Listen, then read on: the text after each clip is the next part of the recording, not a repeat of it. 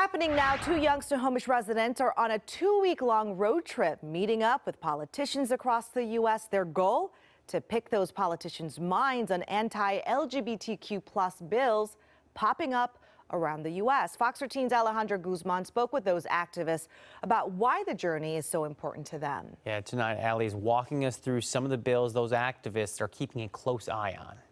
With legislation, there's been a lot of anti-LGBTQ bills going around.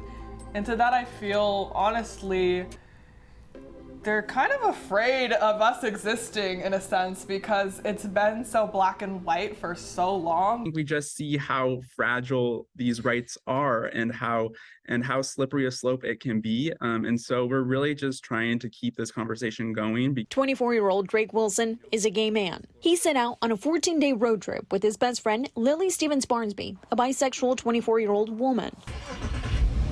Together with the Society of Lucky Mothers, they're traveling across the country from Seattle to Florida, picking lawmakers' minds and taking a deep look at anti-LGBTQ plus legislation across the country. We're really just trying to understand where this is coming from, why this is happening. They're not only documenting what they call the queer agenda, a great American road trip, but interviewing lawmakers, advocates, and queer people like Viandre Mitchell, a trans woman. In full honesty, all that discrimination of just feeling ostracized as a kid for simply existing. The Snohomish duo made their first stop in Boise, Idaho, where they're looking at a bill that would ban gender-affirming care for young trans people.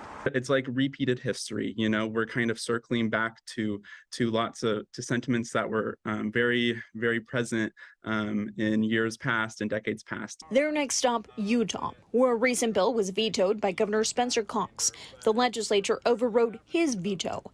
The bill giving much to talk about as it bans trans children from playing on sports teams that align with their gender identity. As a former athlete, I love competition, so I could care less who I was playing against. Another state on the list, Tennessee, where House Bill 800 seeks to ban books and instructional materials that, quote, promote, normalize, support, or address lesbian, gay, bisexual, or transgender issues or lifestyle. What the hell is a gay lifestyle, or a transgender lifestyle, or a lesbian lifestyle?